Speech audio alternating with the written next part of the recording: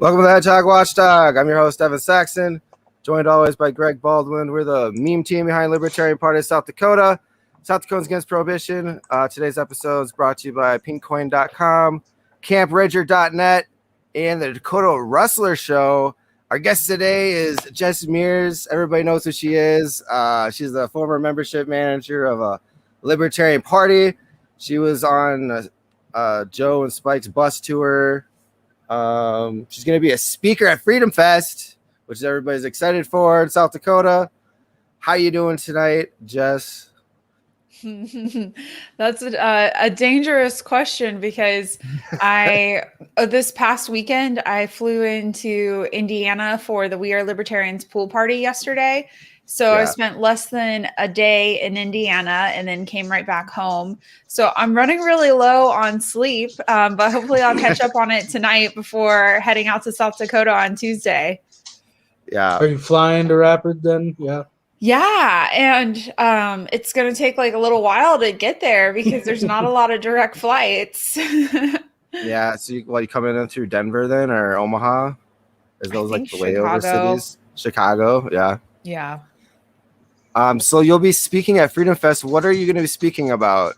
So I'm on two panels. One is going to be about the non-aggression principle. Larry Sharp's going to be moderating it. And Nick Sarwark and Dan Fishman are also going to be on it.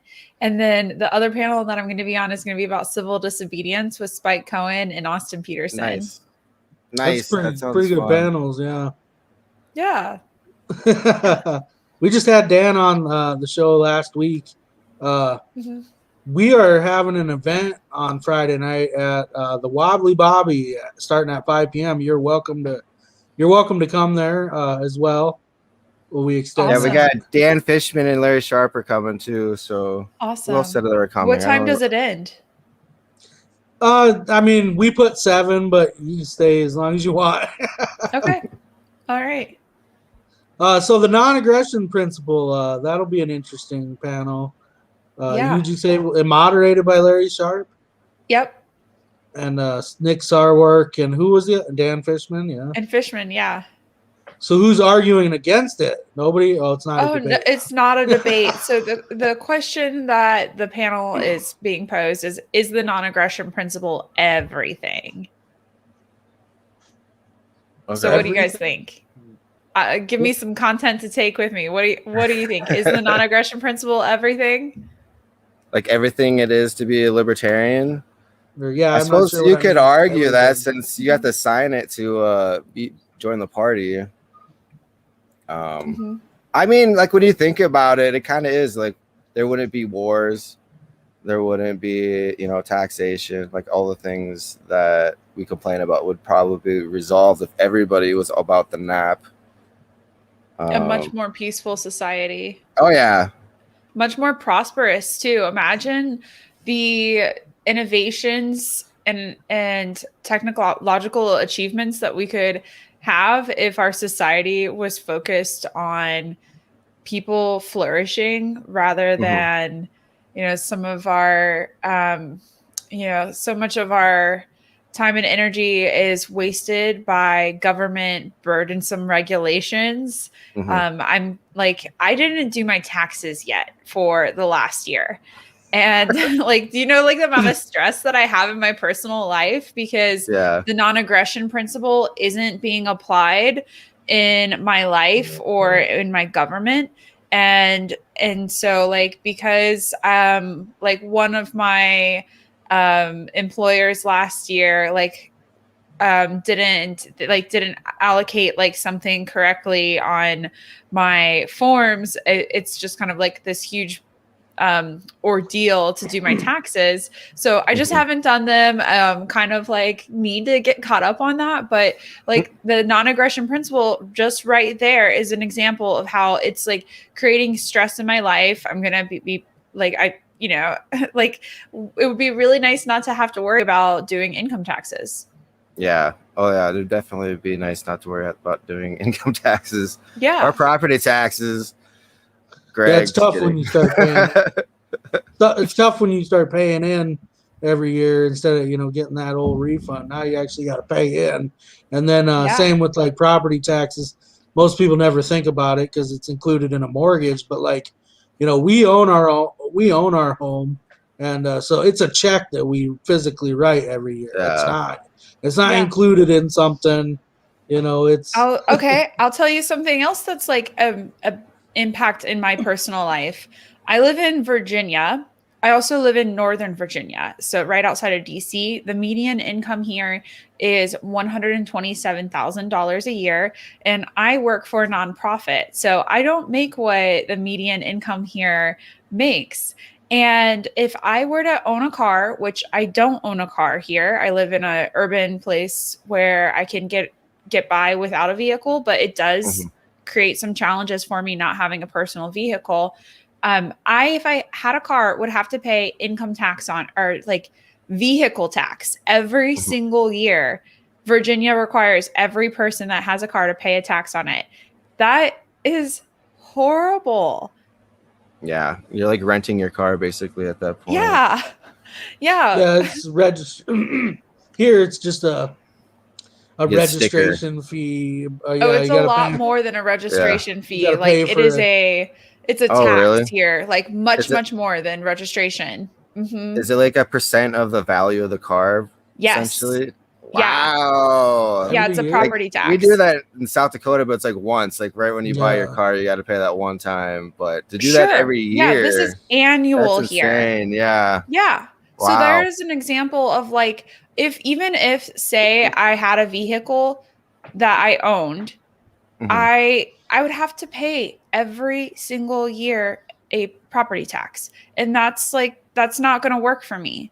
So I don't own a car, and I have to walk around a lot. And in the wintertime, I have to endure the elements in the rain. So yeah, that's like one way. The non-aggression principle, is it everything? Yeah. Like that. I don't own a car because the non-aggression principle isn't applied with the government and how it's taxing people for having a car.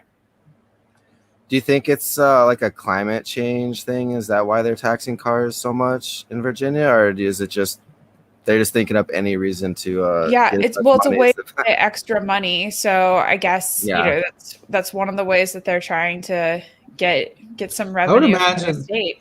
I would imagine it negatively impacts poor people too. It's like their ability to mobilize, to move. Yes. We're blessed, I guess. It depends on if you like rural spaces or not. I know you're kind of a big city person. You prefer that city life, but out here we're, everything. You got a car. I mean, I used to drive 30 miles one way to work every day. Right. It's pretty common to have a car.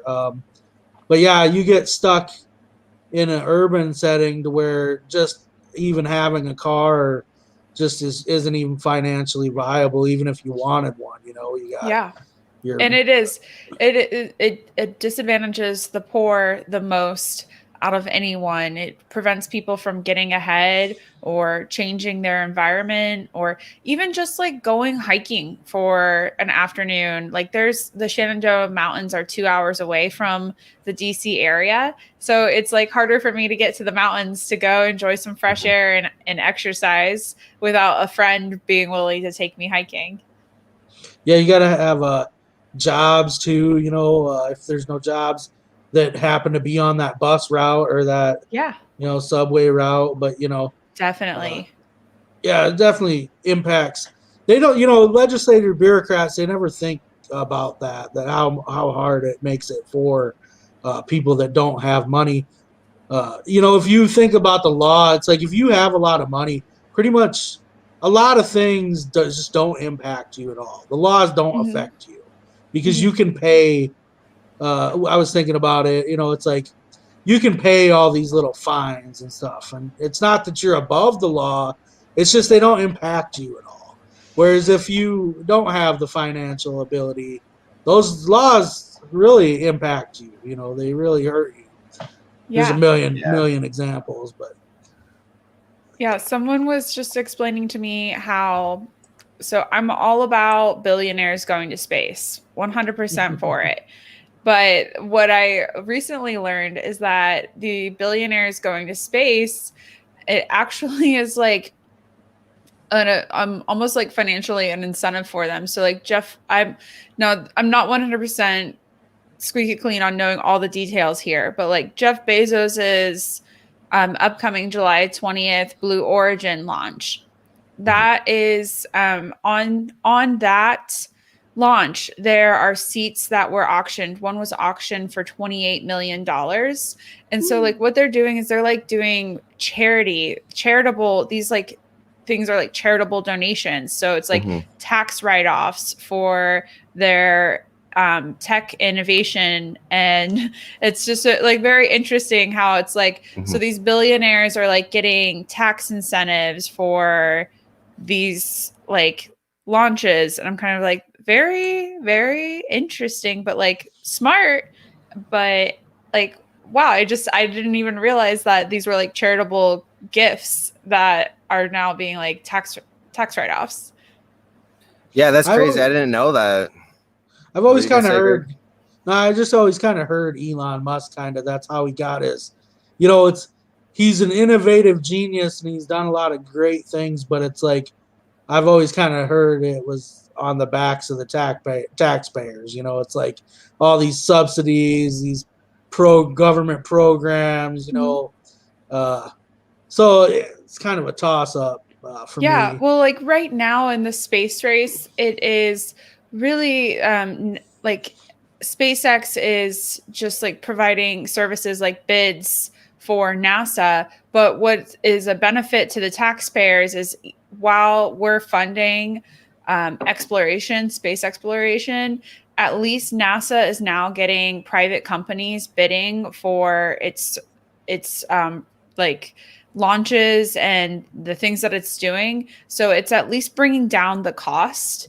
And that is a benefit, but it's still unfortunate that taxpayers are paying any money to fund space research. I personally am against public funding of space research. I would love to see it transition to private, and that's happening right before our eyes, and it's going to happen so fast. And by 20 years from now, we are going to see the middle class is going to be able to visit space. So this is going to happen very fast. Yeah. I definitely want to take a trip before I die. So if it can get done in 20 years, we'll be on track. Yeah. I can't wait to go look at the Earth. Right. I want to see. Yeah, dude, wasn't that going to change so much? Like all the flat Earth people will just disappear like overnight when they can like take their own like $20 ticket flight up. They'll even probably still make up some stuff. They'll be like, yeah, they put you on drugs when you go up there so you hallucinate. Yeah, flat earthers in space. Yeah, they should make a TV show of that. Like, right, the very first trip, like make like a whole flight, like everybody on the ship for that flight's a flat earther, and it's like it'd be like the people who put on the glasses when they're colorblind, and they're just like their whole world changes. They're like, oh my god, that'd be epic. That would be a great reality show. So you're also speaking on civil disobedience. When is civil disobedience the moral thing to do? Mm-hmm. What's your answer to the question? Well, we'll be talking. Civil disobedience, though, it can cross some thresholds of like when is this no longer civil disobedience? When is this violence? So that's going to be something we're going to get into. I'm really excited that Spike is going to be on the panel because last year, Spike and I were working together on some civil disobedience. While he was running for vice president, I was the deputy campaign manager. And one of the things that I helped to oversee was ground logistics and knowing where the candidates were going, where they should go next, what they were doing. These were things I was involved with. And because of the pandemic, many of the cities that we wanted to campaign in, they were not issuing event permits. So what did we do? We had events without permits, and it was then a protest. It was not a campaign rally. It was a protest.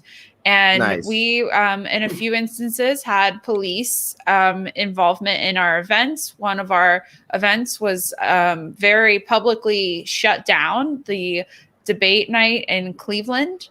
And it was Okay. Joe Jorgensen was there, and hundreds of people came in from many, many miles away, all over Ohio, the Midwest. They came because we were advertising that there was going to be a really big event, and we put a lot of work into preparing for a really awesome event that the city hall shut down. And yeah, so we had a few run-ins with the police last year while we were doing civil disobedience. And even like if there's this documentary on the campaign called Longing for Liberty, it's available on Amazon. It is available to purchase because it was made by a libertarian. And so I think it's like you can rent it or buy it if people want to watch it and get behind the scenes on what was happening on the campaign. But I tried even negotiating with the officers in Cleveland, and I asked them, can like we do this on the sidewalk? The sidewalk is like we were using a park, but like the sidewalk is like public easement. Like you can't just like kick people off of a sidewalk, but the police did. They like completely did not want us to be there at all. They were very intent on shutting down that event. Were they blaming COVID, or was it they just didn't want us? They were blaming that we didn't have the proper permitting paperwork. But what was happening was there were like interdepartment squabbles about what actually had been done. Like one department said we were good, another department said we weren't. And so like their own internal miscommunication then gave the police in the city hall what they thought was the means to just completely shut us down. Wow. Yeah, that's another joke in our system, is that we have the right to peaceful protests, and it's supposed to be this protected right, but yet we have to file the proper paperwork in order to enact, in order to use that right. Yeah. In 2016, the presidential debate, one of them, Gary Johnson was at it. Jill Stein was at it. And Jill Stein protested and got arrested. Meanwhile, Gary Johnson stayed in the free speech zone. Yeah. He stayed in the free speech zone and didn't get arrested. But it's like, it's really unfortunate that like he had to stand in like a fenced in area to have any kind of, ability to have a voice. And it's like, what is the right thing for a presidential candidate to do? To get arrested or to just, deal with whatever it is that they're telling you need to do? I would side, I think, with get arrested, because I think Jill Stein did something really brave. And they actually I don't think they charged her with anything. I think they just put the cuffs on her and like made her sit in a room until the debate was over. Then they just let her go, which is even more weird to me.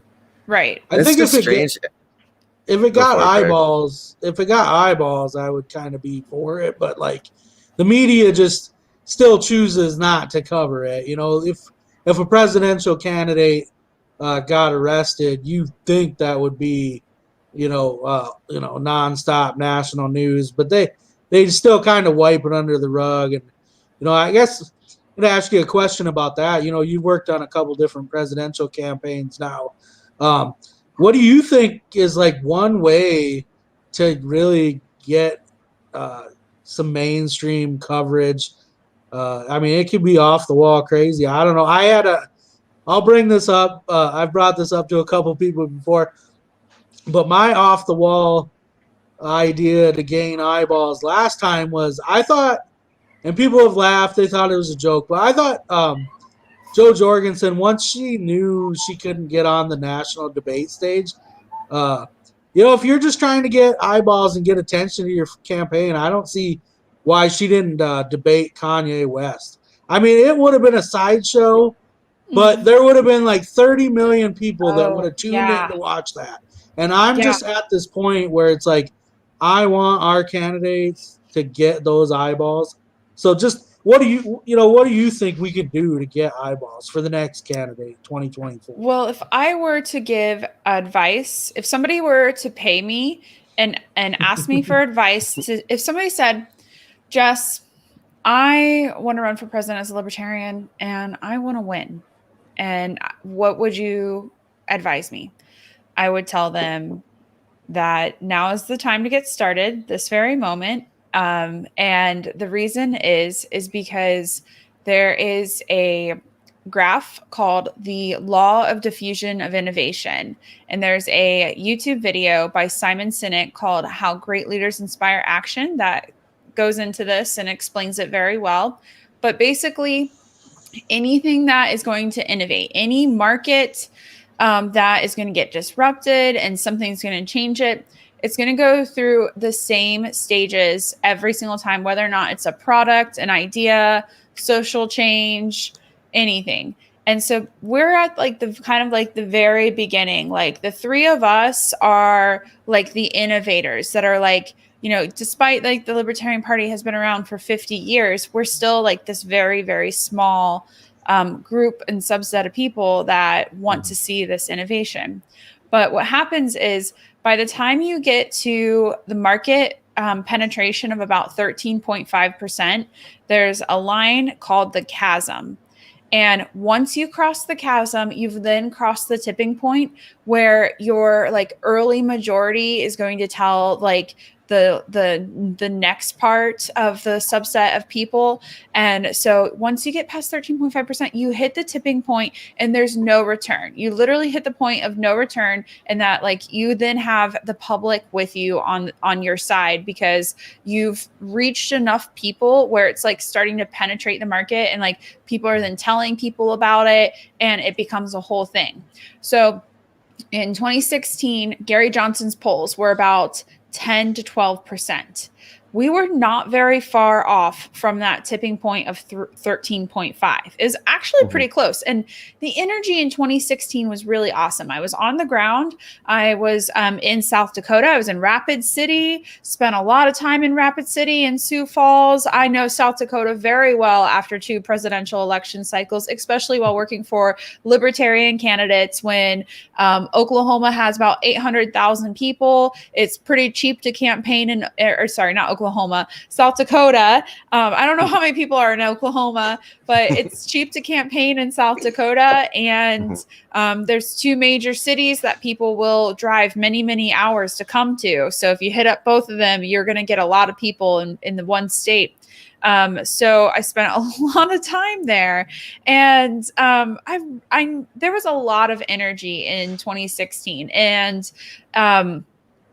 so I think what I would tell a presidential hopeful is you need to have a strategy to have a polling amount heading well before the convention. The 2024 nominee should basically be known by, I would say, December of 2023. If it's not apparent as to who is the candidate in 2023, December, January, February, and it like the public doesn't know about it, the chances of that person having a successful election night are very slim. There's not enough time between the Libertarian Party's nomination convention and election day to build momentum. Every single campaign that I have been a part of has started building momentum after the nomination date, and that is too late. It's not going to give you those results. Once we cross the chasm, so say a presidential candidate in 2024 got 15% of the vote, you could probably expect by 28, if everything lined up well, say whether or not it was the same candidate that ran again or somebody of a similar caliber, you could expect that by 28, you would see a libertarian candidate being in play and winning. I'm talking W, like nice. Winning in 28. But you have to be able to cross the chasm and get above it. Gary Johnson got really, really close. There was money. There was history of experience on that ticket. And the public, Gary Johnson's a very lovable human being. When I spent time in New Mexico and I would talk with people about what I was doing there, they would all say, I love Gary Johnson. They loved their former governor.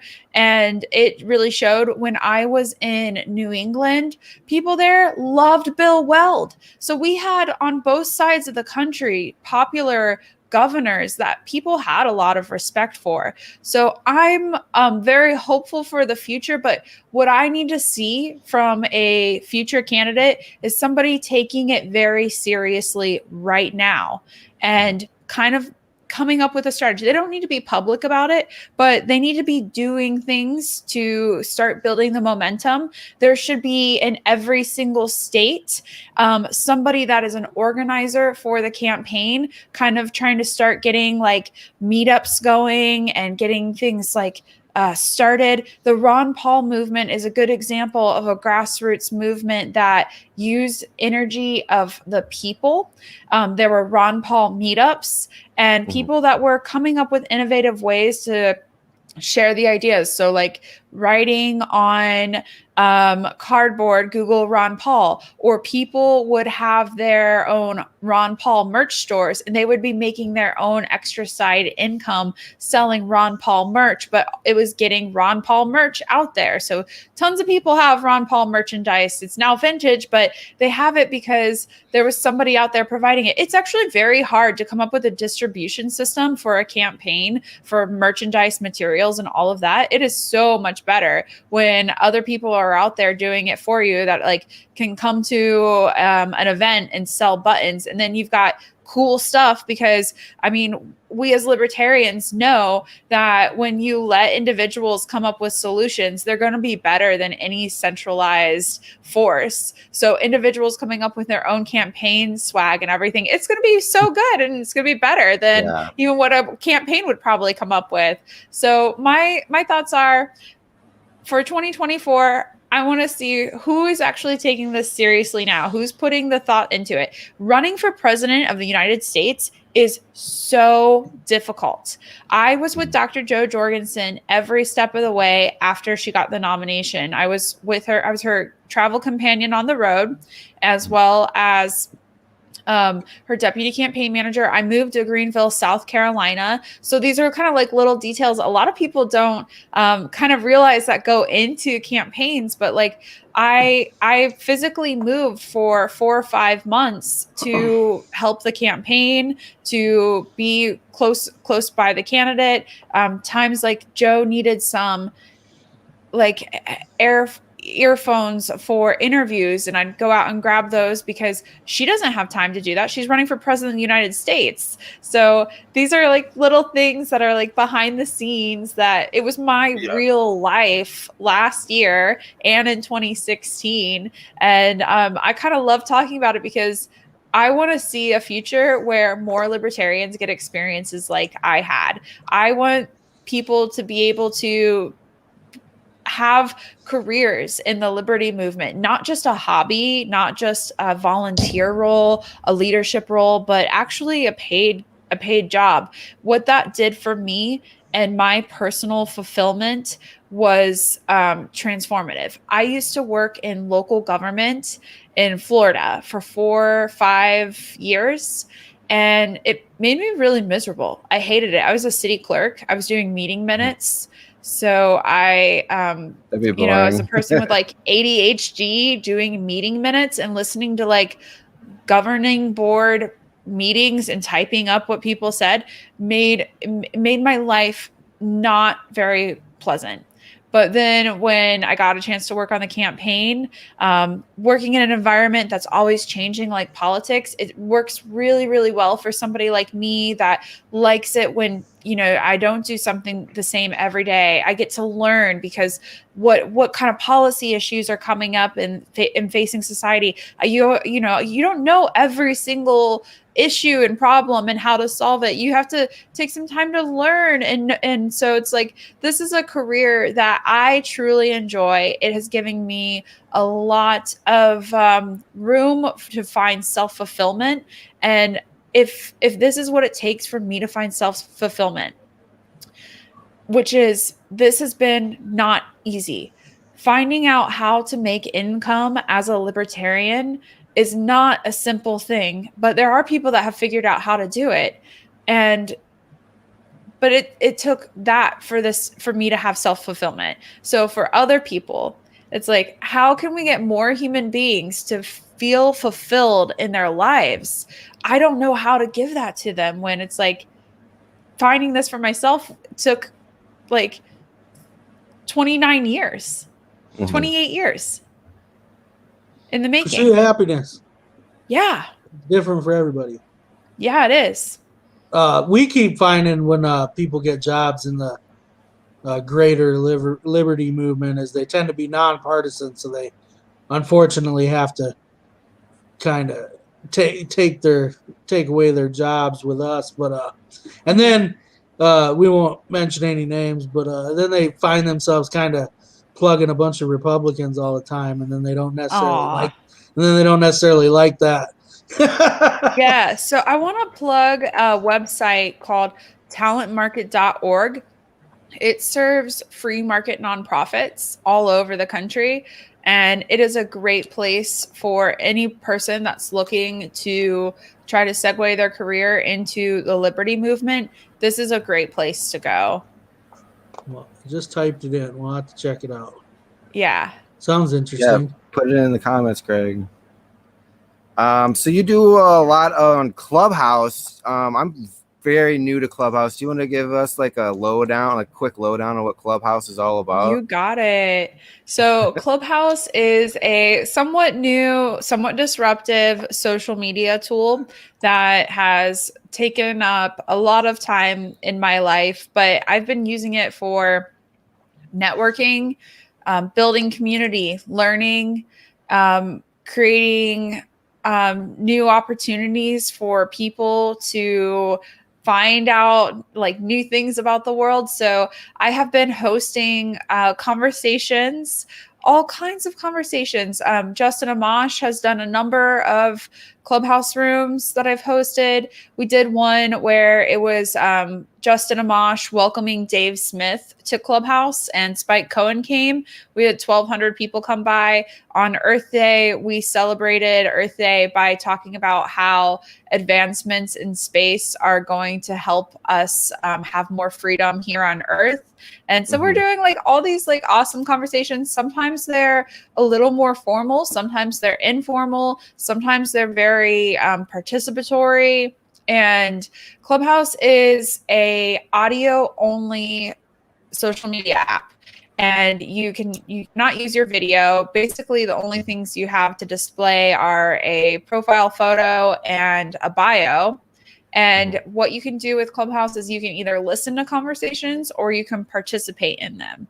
And it's really up to you to choose. And so the first time I got on Clubhouse to join a conversation, I think it was about JD Vance, who was running for US Senate in Ohio. It was a conversation about him running for US Senate, and I'm from Ohio. I'm familiar with JD Vance. I read his book Hillbilly Elegy, and I wanted to participate in the conversation because I heard these people talking.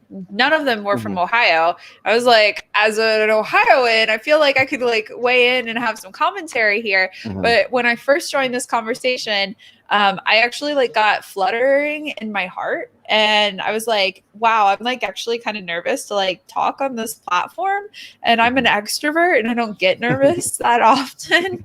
But it did give me a little bit of like that nervous feeling, the heart fluttering, which when your heart flutters, it's a kind of like interesting feeling. Like, when's the last time you've had your heart flutter? Like, where it's like something that like either excites you, makes you nervous or happy. Like, that's a kind of a cool feeling. So keep an eye on it for the next time you have your heart fluttering moment. I would love to hear about that.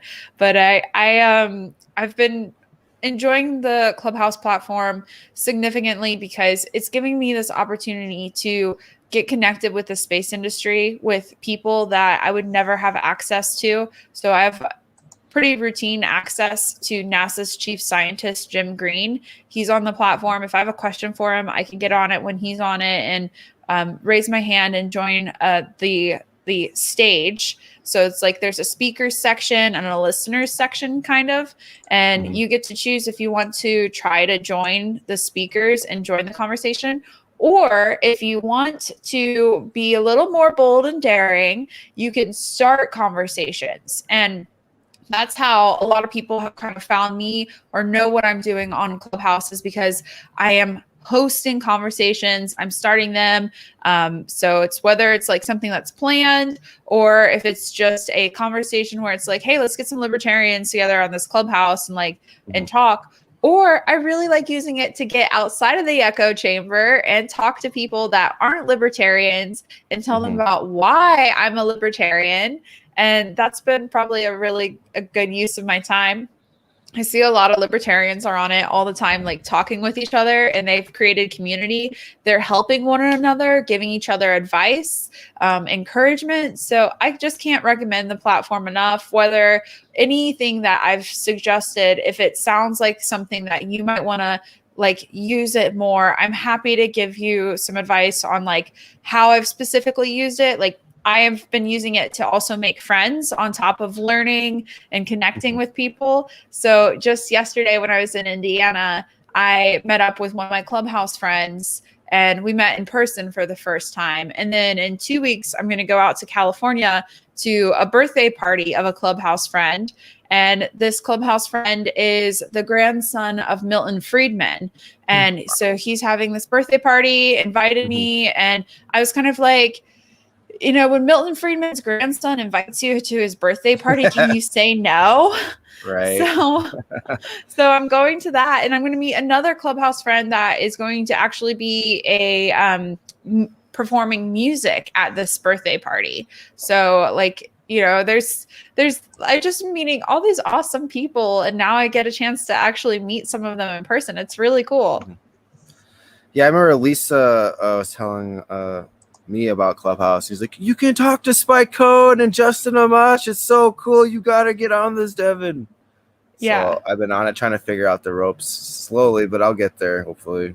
Yeah. But it sounds really awesome. Justin to come back on, and he hasn't responded to me yet. So hopefully we'll get an response from the former congressman as next time he is available to do a room. And then we'll have to, like, I always try to, when I schedule them, advertise them so that people know that this is happening so they can come get on it. But they're not recorded conversations.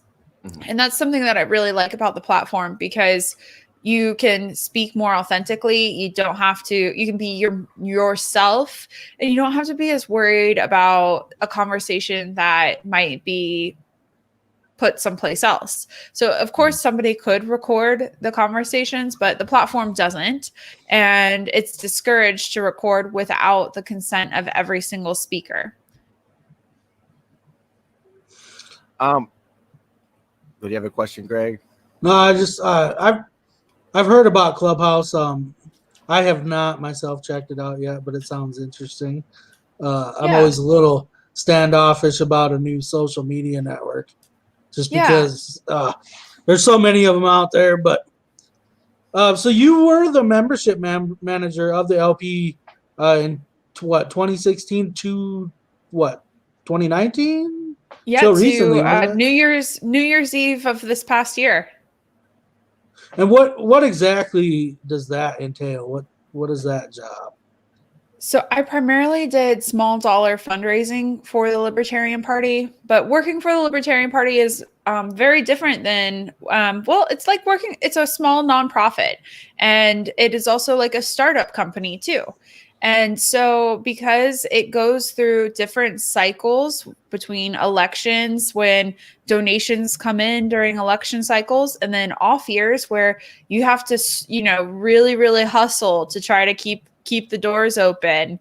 It's a very cyclical but difficult job.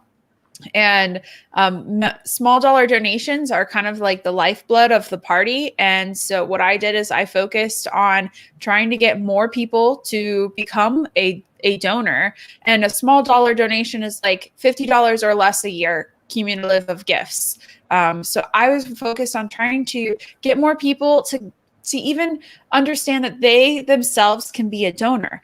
And that mentality, that shift is not that easy to get people to think of themselves as somebody that is their gift is important and valuable. So when I was in college, I used to go to like Libertarian Party meetups and like our state party meetings. And I was a secretary on the executive committee in Ohio when I was a college student.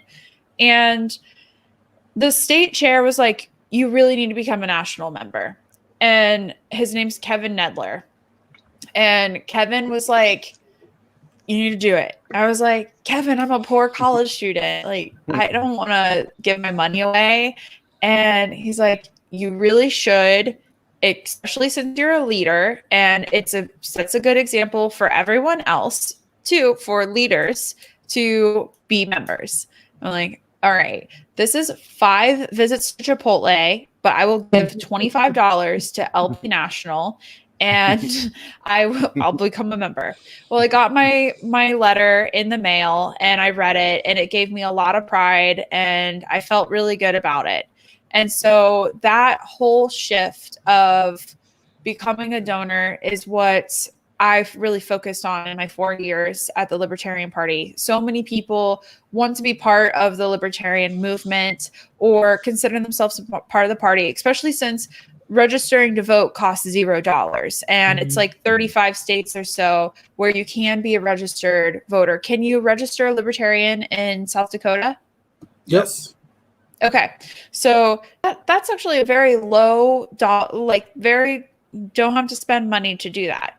But $25 to become a national member, for most people, that can fit within their budget. Not everyone. You kind of have to coax people along to kind of realize that $25 is joins a segment of thousands of people that are actually keeping the party sustained over just $25 gifts. So it's so vital to the party from the, now I'm no longer employed by the party, so I don't have access to its financials unless I were to go look at them. They're posted for the public to be able to review them, but I haven't reviewed them in a while. But the party relies so much on those small dollar gifts. At least 60% of the donations are coming from small dollar, people who are giving $25. And so it keeps the party alive. The party wouldn't exist without people just giving a little bit every single year. And also for people that are younger, like myself, when I was in college, me becoming a donor at like 20 years old or something, while $25 isn't a massive amount of money, eventually someday, if I do libertarianism right, I'm going to acquire wealth. And the party, if it builds a good relationship with me, or any nonprofit, if it builds good relationships with its donors, it should result in, whenever it's time for me to no longer breathe on this planet, any of my assets could then be left behind to a cause, for the cause to then have, the assets that I no longer need. So all of the work that goes into small dollar donations, it's all about paying off for the future so that the organization builds its relationships with its donors that to last an entire lifetime. Well, one thing I really like, and we'll just push national membership since this is a libertarian show anyways, because like in South Dakota, we have like just over 2,500 registered libertarians, but we only got about 55 national members. But one thing I really we wanted to really push after going to the last year's convention is, we could double our delegate count pretty easily by only adding, 40 or 50 new members, dues paying members. But one thing I really like, and I wish I had done it years ago, because I registered Libertarian in 2009, but I didn't become a National Party member until 2016. And on your card that they send you in the mail, it gives the date that you joined the National Party. So I really regret not paying that since 2009. Yeah. Because then I just have... You can Was see you- when oh, Kevin actually 2008. got to me. Yeah, Yeah, Could've that's been when you, Kevin Greg. got me. Yep. Yeah, that's what I mean, because I wish I had that card that said 2009, but Yeah. unfortunately it starts in 2016. This is your libertarian street cred, is when you gave your Yeah. first $25 to get this in the mail. Yeah. Lisa says, if I do libertarianism right, I'm going to create wealth. Heart eyes. She likes that quote. I've been at Clubhouse quite a bit because of Jess's enthusiasm and found an awesome community in Pomodoro. Did I pronounce that right? Pomodoro co-working group. It really is a great space for bringing people together. I love it. It sounds like Lisa's probably met up with some people outside of the libertarian echo chamber and probably met some cool people and maybe helped them learn a little bit more about libertarianism. Yes, Lisa's always good for teaching everybody far and wide about libertarianism, and it's awesome. Way to go, Lisa. So, Jess, what was the final straw that kickstarted your activism in the liberty movement? What happened was I went to my campus university, my first like couple weeks. There was freshman welcome week, and it was all of the student clubs. They had information for the freshmen, trying to get new students involved with their clubs. And I knew I was a libertarian, but I didn't have a strong basis behind it, but I knew I was a libertarian, and I saw college Democrats, I saw college Republicans, and I was like, where are my homies? And that was kind of the, if you build it, they will come moment, where I learned, I was like, I have to create this. And that's a lesson that I haven't stopped learning. Every time there's something that I want with the liberty movement, it's always like, well, I guess I have to create it. So I learned that lesson then and taken it with me on my journey. But that kind of was my starting moment as to becoming an activist, was just realizing that there was a need. But what happened, and what I do with my job now, is I'm basically a teacher, and I kind of teach people or do trainings on how to learn the skills to make a difference in society. And one of the things that I teach is how to find your why. Your why is not how you became a libertarian. Your why is what brought you in life, your upbringing and everything that happened to you and the people in your life. Something happened to cause you to be who you are and why you are the way you are. So my why really is that when I was a little kid, I was in kindergarten and my parents divorced. So my dad was gone, not around a whole lot when I was little. And my mom had to take on extra jobs to pay for all the things that a mom needs to pay for to raise kids by herself. So she was working in the evenings, on weekends.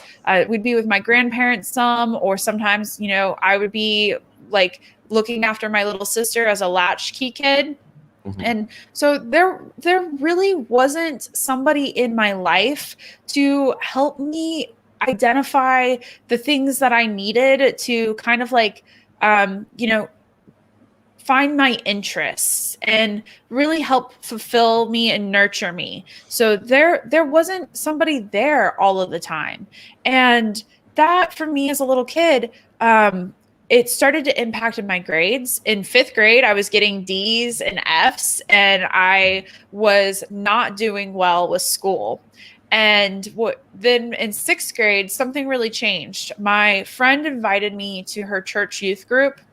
And this was a friend that I'd go over to her house and I would see her mom and dad and her brother, like lots of laughter and family meals. I didn't know what family meals were in my home. So it was like I was experiencing something that was like, what a family looked like, an intact family with a mom and a dad, and the parents that came home from work and didn't have another job. And she invited me to her youth group. And then I met more people. My youth pastor, Justin, and his wife, Crystal. Crystal introduced me to ska music. These are things that, like, if my mom was home, she would help me explore and find things out about the world. But instead, I was getting that kind of nurturing elsewhere from other people. But I actually ended up finding community. And I found it at the right time because I was suffering in school, and I could have been an at-risk youth. I could have gotten into self-harm. I could have gotten into crime. But instead, my friend invited me to her church youth group, and I found people that cared about me. I found community, and I think it saved me because by the time I got to my 8th grade year, I went from D's and F's in 5th grade to going into advanced classes. And what I found then was that communities are actually super, super important to helping people to thrive and succeed.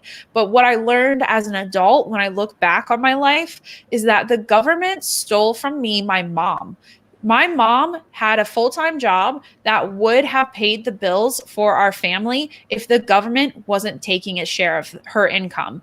She would have been able to be home on nights and weekends or the times that we needed her there for us, but she wasn't because she had to go get an additional job just to make ends meet because the government's taking its cut. So that really, as I look back on my childhood, that to me is like, I could have had my mom there for me. I could have had my mom there for my little sister, but she wasn't there as much as she could have been. And I know that she wanted to be there. She didn't want to have to work extra jobs. So I am now an activist because I know now that people shouldn't have to, if they have a job that can pay the bills, have to go and get a second job or a third job because the government's taking its share of their income.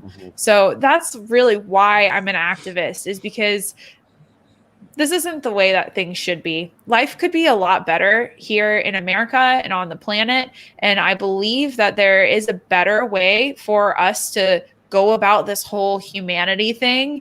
And we haven't figured out exactly how to do it yet. But I think people like you two and a lot of our friends, the millions of us that are, show up to vote on the ballot, that at least make that little check mark or press a button. And maybe that might be their only contribution to the movement, but at least they showed up. All of us, we care. And there's going to be that moment when we cross the chasm, that tipping point that I mentioned. It's in Simon Sinek's video, How Great Leaders Inspire Action, the Law of Diffusion of Innovation. If you look at it, check out that graph. It says everything. Once we figure this out, there's no turning back. Libertopia is ahead of us.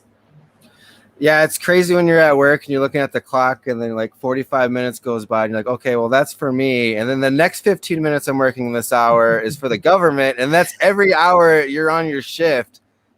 I just try not thinking about it. The worst part is when you're working overtime. Yeah, Lisa says, oh, that felt good. Thanks. I'm a big Jess Mears fan and, of course, a big Hedgehog Watchdog fan. Thank you, Lisa. We appreciate that. So, like, what historical figure would you like to sit down and meet if you could? Oh, definitely Walt Whitman. He's a transcendentalist, and he is fascinating. I want to sit there. I want to sit by a pond with him. I want to drink tea. I want to look at nature and then just like fish, make some fish for lunch with some side salad that we picked from, I don't know, maybe also we could go foraging for mushrooms and have those too. And Walt Whitman is absolutely fascinating. His view on the world is, I think, libertarian. So I believe he would be a libertarian if he knew what that was. And I would love to meet Walt Whitman. That sounds like a great time. I just got one question. Follow up on that, Greg? Yeah. No, I just got one question. So you touched on it before your new jobs, grassroots trainer, for something called Stand Together. I've never heard of that. What is that? Stand Together is kind of a new name for an organization or organizations that have been around for a very long time. So there are multiple organizations that kind of have existed within the same orbit that were never just branded as one. But Stand Together is it's a nonprofit philanthropy. So they invest in people or organizations that are solving problems and innovating. So one example, I would love to tell you about this organization because it's kind of makes me feel really good. It's called the Phoenix. And have you guys had a friend or family member that has been impacted by addiction? Oh yeah. Yeah. Oh yeah. South Dakota is pretty heavy on drug addiction. I don't know if you saw the ad that came up. Meth were on it. Yeah. But yeah, that's a big problem here. Yeah. And I think every single person has had somebody in their life impacted by addiction. It's a huge problem here in the United States, and government is doing nothing to solve it. Absolutely nothing. So we have to figure out how to fix these things because it's not acceptable for our society to have these problems. We can have a better life for people here on this planet. And a group of a man named Scott Strode found a way to help people overcome addiction. The way that he helps people is more effective than the most expensive rehab centers in all of the United States. So Wow. Nice. The way that he's doing it, it's a very common technique. This is something that's, nobody had to invent this. Exercise.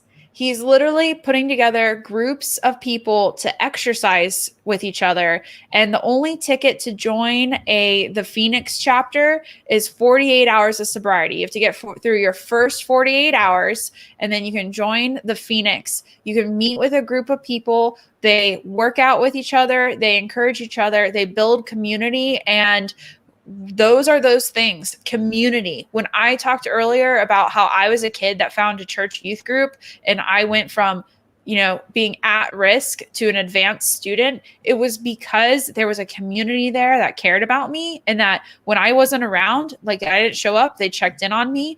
They really genuinely cared. And so what people are finding with the Phoenix is they're joining a community of people that have a similar experience and they want to help each other get through it. And so they build that community, but they're also exercising with each other, releasing all of the chemical things that happen in our brain when we get exercise. And so instead of having people continue to go through addiction, they kind of become more dependent on the community that they're building, and then the coming over the addiction with replacing it with something that feels good and is good for you, and that's the exercise. So this is something that doesn't cost a lot of money. Like putting people together to exercise, that's not a lot of money. And if the government was innovative, it would do these things because they are actually effective. But the government does not innovate, and it doesn't care to do things that are actually helping people, that are good solutions, that are cost-effective solutions. Instead, they just throw money at things, or things that don't help anybody at all, or maybe just help temporarily, but don't solve anything long term.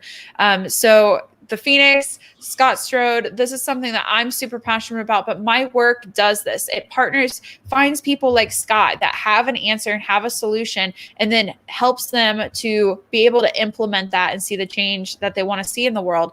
There's another one called Cafe Momentum in Dallas, Texas. It's one of the top 3 restaurants in Dallas, Texas. And if you were to go and sit down in Cafe Momentum and eat a meal and leave, you would have one of the top 3 restaurant meals in Dallas, Texas. But if you didn't know the story, you would be missing out on the most beautiful, magical thing about Cafe Momentum.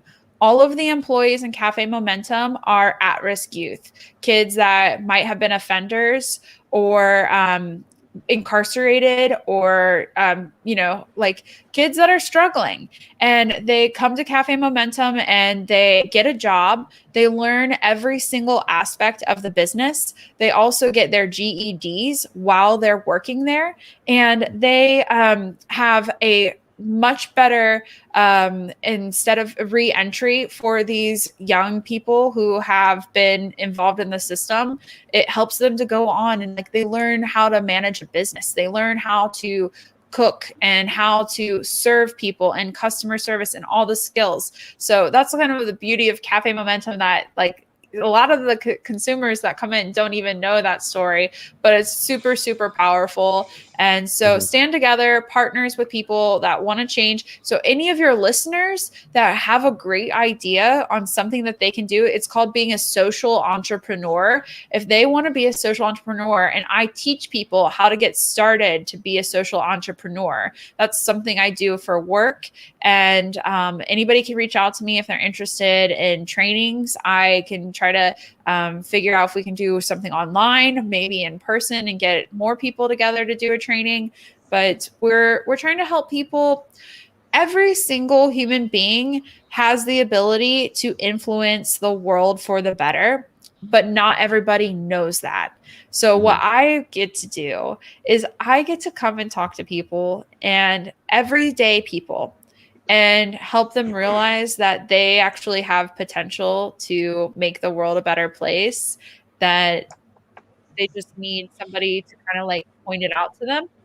And trainings that I give are, some of them are more advanced, other ones are more like, kind of broad ideas based, but to help you get started. Or even just attending a training can also, you can have an idea that gets sparked while you're in a room full of people and you're listening to something, and maybe your mind just kind of wanders someplace while this whole thing is happening, and it leads you to a place that you wouldn't have gone to on your own without this like being the precipice. So that's what I get to do now, is I get to help people realize that they can make the world a much better place for people, and I think that's pretty cool. Yeah, I think that's definitely a way better idea than jail, exercising groups and all that stuff. Like, yeah, I mean, I would like an exercise group now, even though I'm not addicted to anything at the moment except Liberty. Lisa I have says, a clubhouse problem. Lisa says, Libertopia is ahead of us. It's refreshing to hear hope in the world and hope in politics. People are capable of incredible things. Thanks for that, Lisa. Well, I know you're really busy, Jess, and you probably got to head out. Is there any final things you want to say or anything you want to plug before we sign off for the night? Are you guys up for karaoke in South Dakota? And is there a karaoke place in Rapid City? Because I would love to go do karaoke Thursday night. Oh my God. We're going to be there, what, Wednesday, Greg? We will find out. We'll be there. Find out. Yeah, we got Colin coming on in the next hour. We're going to ask him about a karaoke bar. Yeah, we both live on the other side of the state, so I'm not too familiar. Right. But I imagine there's got to be someplace, right? Yeah, definitely. We'll find out. And I think Thursday, we'll do like a spontaneous event. And there is going to be an LP Lifetime Members event on Thursday night for anybody that's a Lifetime member. So make sure you don't miss that one. And I'm going to be there. I'm going to be working with Feminists for Liberty. That's an organization that I'm on the board of. And I'm going to be talking with people about Feminists for Liberty to try to raise awareness about it. So I'd also love for any of your listeners to check out Feminists for Liberty. It's anti-statism, and so we're trying to have this message that has been kind of lacking in the liberty movement for quite a while. A lot of people say like feminism is cancer. Well, it's like, cool, thanks for calling my ideology like this terrible illness. Yeah. Like, not cool at all, but anti-sexism, anti-statism, pro-markets, and pro-choice and everything. That's Feminists for Liberty. So I'd love for people to check out Feminists for Liberty and consider signing up for the mailing list and learning more about what the organization is up to. And it is ran by Kat Muerthy and Elizabeth Nolan Brown, two dynamic, awesome women that are also both becoming mommies this year. So they're really, really awesome women that I would love for people to follow their careers. Well, thank you for coming on. We're really excited to see you on Freedom Fest. And anybody who hasn't got their ticket yet, get your ticket. I don't know if it's too late now. It's probably in like 3-4 days, but I think there's still tickets available. Yeah. So people can come. You can get tickets. So come to Freedom Fest. Yeah, we appreciate it. We will definitely hit you up during, maybe even do a on-the-spot interview during Freedom Fest or something. Sounds good. We'll be there. We got media passes. We're going to be there as the Libertarian Party. Wayne and Garth at their Freedom or media I'm passes. Yeah, I feel cool. It feels cool. I know we've done a lot of promoting for Freedom Fest, so they definitely got their money's worth out of us. Oh, yeah. Well, we will see you in a couple days. See you on Wednesday. Thank you. Wednesday and Thursday for karaoke. See ya. See you then. All right. So who's the next guest? Colin? Where's he? He hasn't popped up in the studio yet. Oh, he isn't back. He said his internet isn't the best. Let me check my messages. Uh-oh. Lisa, that means you're going to have to come on the show now. Yeah, you're just sitting there watching. You better come on. We'll plug all this stuff. Lisa says, Colin knows all the cool spots. Friday night. Join us at the Wobbly Bobby, Jess. Yeah. That was our first question. What's that? Oh, yeah, I know. You should come to Wobbly Bobby. Yeah, I threw that out there a little too early. I usually have the interview like in my head, like how it's gonna go, and then it gets off the rails. And yeah, dude, interviews are always unpredictable.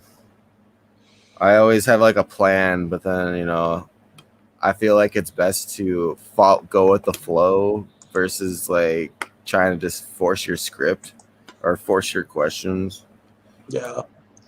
So tomorrow I'm supposed to get that knife mailed. It's supposed to come tomorrow from our regional rep, John Phillips. I was gonna do a short unboxing video for the state page. Yeah, just kind of do a little video, opening it up, talking about it. You can get tickets for it for this knife at Freedom Fest at our booth. $5 each. Let me get the knife up on screen so people can see it. Yeah, I was going to let Colin promote all the other stuff, but I figured we could promote this. Here we go. Look at that craftsmanship. I dig it, dude. That pure libertarian craftsmanship. Look at that engraving right there, Mount Rushmore. Yeah, he's been making a lot of knives for state parties, letting them auction them off at their state convention. We did not have one by our state convention, but he made one for us for Freedom Fest. Oh, yeah. Yeah, I wish I could get this myself. I'd just buy it. Maybe we'll have to like tell John like we're having another event, but like not actually. Another custom-made knife, man. Nah, John's like a crack dealer. The first one's free. Second one's gonna cost you, buddy. I want like a cool sword. Is that too much? Is that too libertarian? Like a pirate sword or something? Like a really big something you can like really slice and dice with. I suppose you could show up to Freedom Fest like with a knife on your big old sword on your hip. Yeah. How cool would it be? Like totally, it would probably ruin the spirit of it, and the organizers would probably get pissed at us. But we just started turning Freedom Fest into like this cosplay thing where we like show up as like Mel Gibson and Braveheart. Yeah. You're running around the convention hall going, freedom! There can only be one. Oh. Well, yeah, if you want $100 off on your ticket to Freedom Fest, FF21 LPSD. That's FF21 LPSD. Yeah, Lisa's gonna be out. Is she in the background yet? I gave her the link. She's gonna be out in the studio. At Freedom Fest for promoting Americans for Prosperity. If she comes on, she can tell us about it real quick. Tell us about what they got going on. Yeah, during Freedom Fest. I'm very disappointed if Colin doesn't come because he would officially be. Is it official? Yeah, nobody has stood us up yet when they said they're going to be a guest on the show. We made it 34 episodes. So, putting that out on the record, Colin. We're going to be like David Letterman to you because you blew us off. Yeah, Colin's got some stuff going on during Freedom Fest too, but it's not worth covering now. That's right. It's not worth covering now. If he doesn't care about us, then we don't care about. Forget about the wobbly bobby. We're going karaoke singing. Karaoke instead.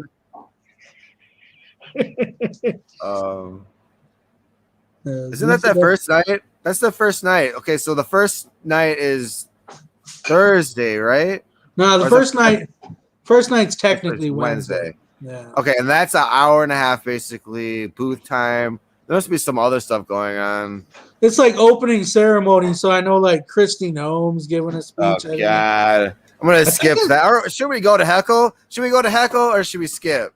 I thought. Should we risk getting kicked out right away? Because is that what they're gonna do if you heckle them? Heckle Christy? Yeah, I don't know. I don't know. Yeah, we're probably not do that. What did you think you saw? You cut out. Oh my God, I interrupted Greg and now he cut out. Say that again, Greg. You cut out, or maybe I cut out. I don't know which one of us did. But you're saying you just about said something. Can you hear me? Oh, yeah, I can hear you now. Yeah, so I thought I read that Spike Cohen was also going to be speaking during the opening ceremony. Awkward. Imagine Spike Cohen and Christy Gnome sharing the same stage. It's just one's like way above her. Ooh, dude, can you imagine? Spike Cohen versus Christy Gnome. Oh, that would be fucking legendary. Oh man, I swore. Oh no. We had a clean show just till now. I always do that. Who would be the Oh yeah, probably Biden. If he's still around. So it'll be a comma most likely versus Spike, Christy Gnome. That'd be pretty epic, man. I think Spike could get to that 13.5% that Jess was talking about. What was she call that, a cavern or something? What was it? If you get past like this threshold, like the word of mouth advertising is just so like expands so quickly and exponentially that you become like a 1 in 3, 1 in 2 chance candidate. You gotta have either money or a name recognition. Those are one of the two. I think Spike could get the name recognition if he keeps doing what he has been doing. He's on that one show, Kennedy, a lot. I think he could get on something like Joe Rogan. I'm going to give Lisa the link again so we stop having this awkward no guest. Morning show banter. Yeah. This is such bull. I can't believe Colin stood us up, man. You better have a good excuse. Said he's got bad internet out there. So was gonna plan a second half where we're gonna talk about some South Dakota headlines or something, but I didn't do any research for that because Colin said he was coming on. This is why I should just do backups just to make sure. I'm gonna send him a link to this show too. No excuse. No excuse. We got one person listening. It's probably Lisa. Lisa are my Yes, brother. one true fan. Here, I'll stop sharing the screen here.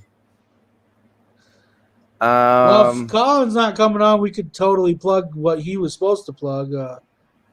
So Friday night during Freedom Fest at the Yeah. Wobbly Bobby in Rapid City from 5 to 7, although Yeah. we might stay a little bit late. We got a Libertarian Party South Dakota meetup. He's calling it the Walk, or what is it? The Walk, Run, Wobble for Freedom event. And Larry Sharp was supposed to give a little speech. Paulo Pazell, who's like a candidate coordinator for the Libertarian Party, he's supposed to give a little speech. He's like a genius in getting people elected. Apollo. Dan Fishman, he's said he would be there. He didn't say he would speak, but he said he would be there. Yeah, he's our surprise VIP guest that the event mentions. Hopefully we get some more. I asked Spike Cohen on Twitter, not on my account, on the party account, so we'll see how that goes. I never got a response.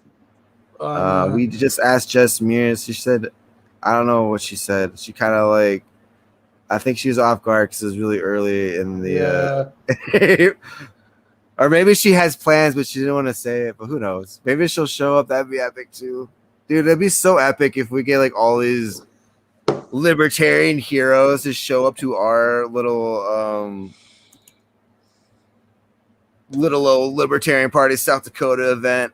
Oh, we got Colin Dupro. Oh, I already plugged the Wobbly Bobby. What's up, sir? How are you?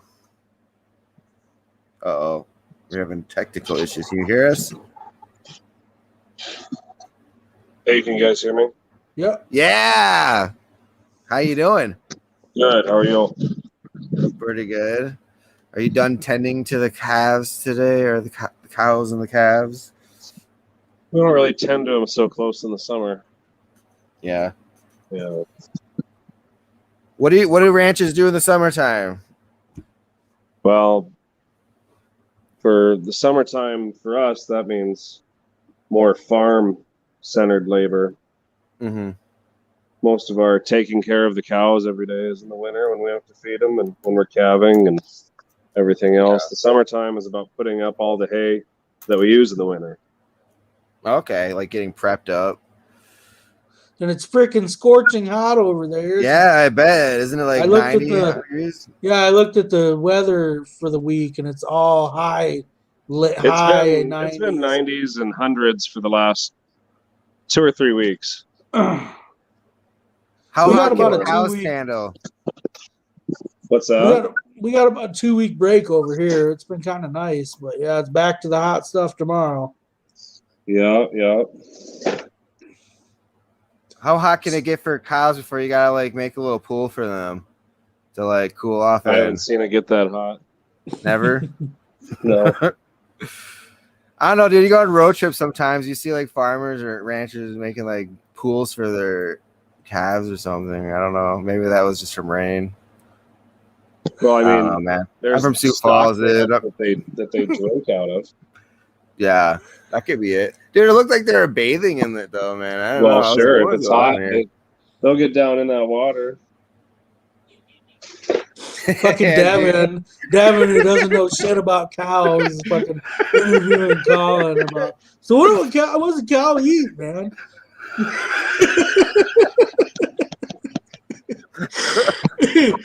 No, dude. I'm just curious. It gets hot out there. We brought you on the show because there's a lot of cool things going on. Oh shit, we lost him. He got mad. Damn it. Oh fuck. Made fun of cows and now fucking.